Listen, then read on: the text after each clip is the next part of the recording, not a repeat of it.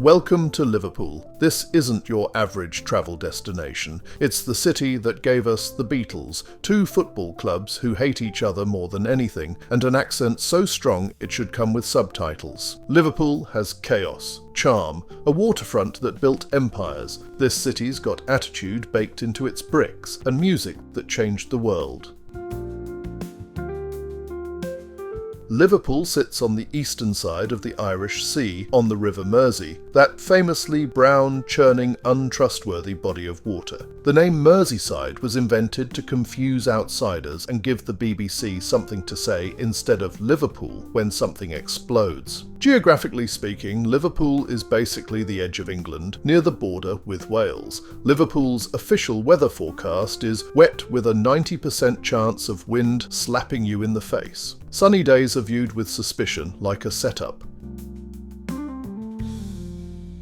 Liverpool was built on 7 hills, just like Rome, except instead of emperors and marble statues, Liverpool's hills come with dodgy pavements and breathtaking views of Tesco. The city's rivalry with its neighbour Manchester is ancient, bitter, and completely ridiculous, and yet very real. It started back in the Industrial Revolution when Manchester built a canal to avoid paying port fees to Liverpool. To this day, Liverpool sees Manchester as a beige concrete blob, and Manchester sees Liverpool as a noisy seaside village. Liverpool's history is rooted in water. Actually, it was one of the world's greatest ports. Once upon a time, around 1207, some bored king with a fondness for bad weather decided to give Liverpool a royal charter. But its rise as a global port began in the 18th century. It's said the sun never set on the British Empire, and for a while, half its ships left from Liverpool. By the 19th century, the city had gone full Victorian Gothic nightmare. The docks were buzzing, the air was polluted, children were working in factories while being chased by cholera. In short, business was booming. Also, the Irish showed up. A lot of them. They were poor and very good at fighting. Naturally, they became part of Liverpool's DNA. That's why half the city sounds like Dublin got drunk and crashed into Manchester. Today, the Royal Albert Dock is the crown jewel of the waterfront. What used to be warehouses and sweat is now museums and tapas bars. The Merseyside Maritime Museum, the sobering International Slavery Museum, and the Museum of Liverpool offer great insights into a city that changed the world.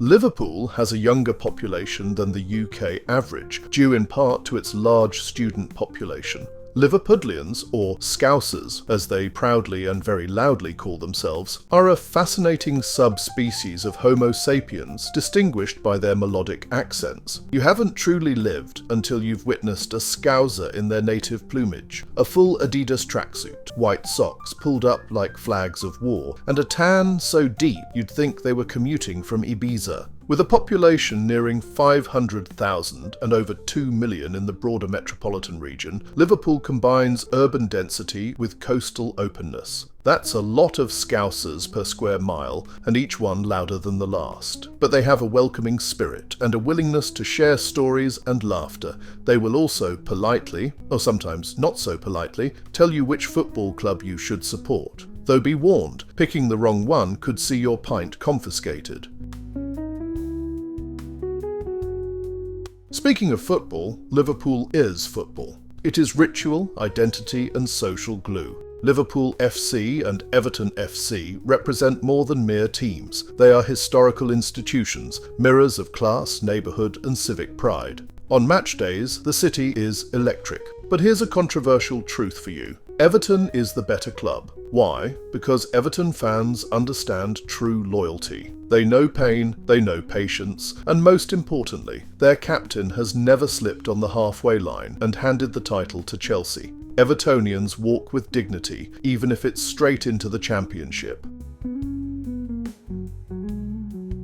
If you're a true Everton fan, hit the like button to support our channel. Liverpool is both birthplace and museum of popular music. The Beatles are everywhere, from the statue at Pier Head to the Beatles Story Museum to the legendary Cavern Club. They are as much a part of Liverpool's identity as the River Mersey. They are sites of collective memory, deeply embedded in global pop consciousness. But to understand their roots is to understand Liverpool itself. The Beatles emerged not just from talent, but from a mix of Irish, Welsh, Caribbean and working-class influences that defined the post-war city. And then there's the cheeky alternative theory. The Beatles were great because they left Liverpool. After all, one can only get so much inspiration from fog and fish and chips. The River Mersey is more than just a body of water running past Liverpool. It's the force that shaped the city's identity, industry and global reach. Flowing for about 70 miles, the Mersey begins in Stockport and runs westward, eventually opening into the Irish Sea between Liverpool and the Wirral Peninsula. Once heavily polluted by industrial waste, the river is now much cleaner, home to wildlife such as salmon, otters and various bird species. The riverbanks have been revitalised with promenades, parks and art installations along both sides. Immortalised by Jerry and the Pacemakers in the 1964 hit Ferry Cross the Mersey, the river's ferry service is a cultural icon. Operated today by Mersey Travel, the ferry still runs between Liverpool and terminals in the Wirral, offering a practical commuter service and scenic cruises for tourists. The view of the Liverpool skyline from the ferry, with the Liver Building and Royal Albert Dock in frame, is one of the most iconic sights in the United Kingdom.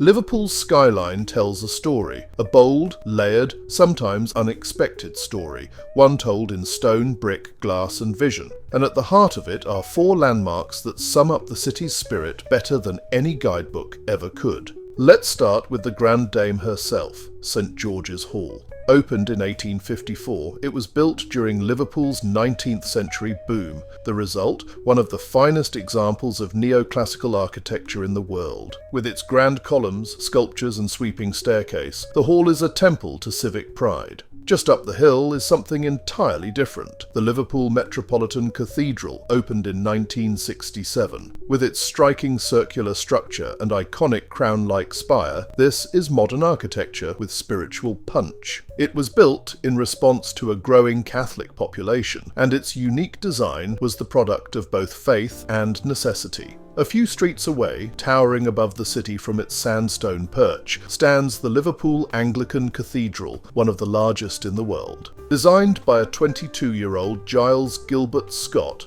yes, the same dude who later designed the red phone box, the cathedral took over 70 years to complete. It's a true Gothic revival masterpiece, but also very much a product of its time. Across the river, on the Wirral Peninsula, sits Birkenhead Park, a peaceful oasis with a surprisingly global legacy. Opened in 1847, it was the first publicly funded park in the world. Designed by Joseph Paxton, it was meant to give working-class families the kind of beauty and fresh air once reserved for aristocrats. It was a revolutionary idea, and it worked. A young American architect named Frederick Law Olmsted visited in the 1850s and was so inspired that he went on to design New York's Central Park.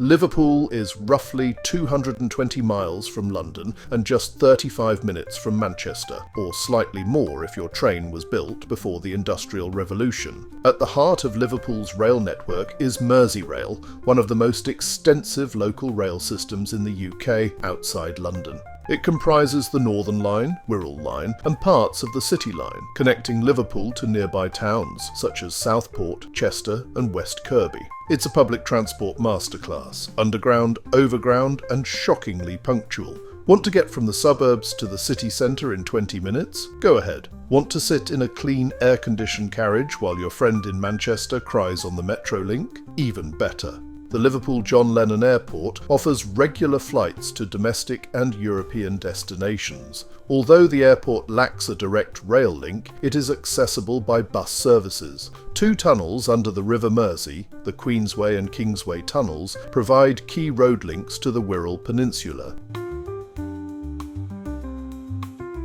If you liked this video, give it a thumbs up, drop a comment, and don't forget to subscribe for more travel guides with a twist.